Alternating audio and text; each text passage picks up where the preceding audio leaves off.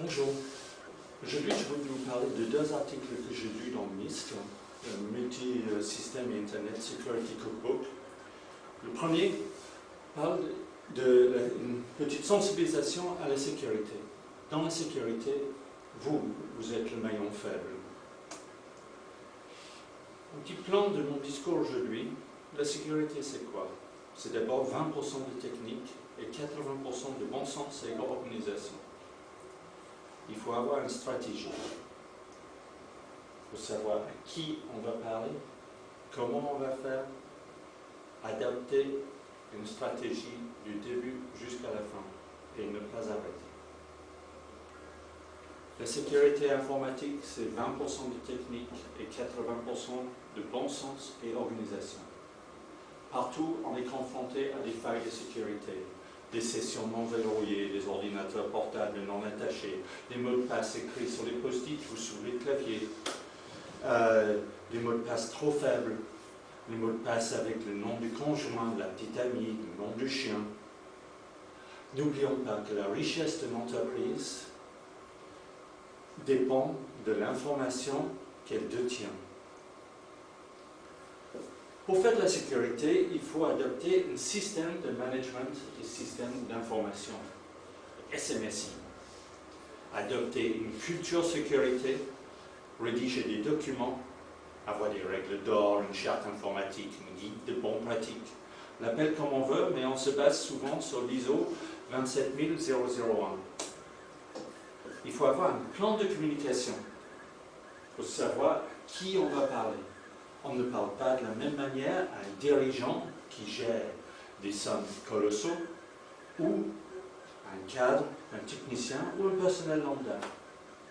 Comment aborder la sécurité? Lors des discussions, des rencontres, il faut se munir de supports, de plaquettes, des films et faire des rappels. C'est tout le temps la sécurité. Les règles d'or. D'abord, si on fait une charte, il faut le respecter. Il faut classifier l'information, c'est public ou c'est privé. Si c'est privé, on le protège. Il faut avoir des mots de passe forts. Pas trop forts pour que les gens ne s'en souviennent pas. On n'installe jamais rien. Je verrouille, je surveille et je sauvegarde. Je suis conscient des virus et j'agis en conséquence. Si un visiteur qui vient dans l'entreprise, je l'accompagne. Je ne consulte jamais de données sensibles dans un lieu public. Là, je viens sur le deuxième article, les codes d'attaque. Les codes d'attaque. Quand on exécute un programme dans l'ordinateur, il y a des codes, des données qui travaillent dans la mémoire, disque dur, dans la RAM, dans le registre du processeur.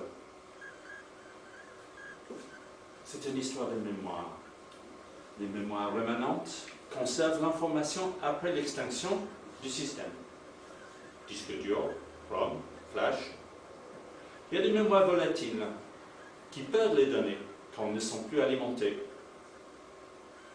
Registre, cache, RAM, DRAM. Code d'attaque, c'est un peu comme une porte. On a la clé dedans, et quand on enlève la clé, on l'a encore laissé un peu. On efface les données, mais elles sont toujours là. Scénario. On vole un ordinateur, portable ou fixe. On garde la RAM au frais. Vous voyez, moins 50 degrés et la température de dégustation de RAM frappée. Pendant 30 secondes à plusieurs minutes, on peut garder les données intactes dans la mémoire.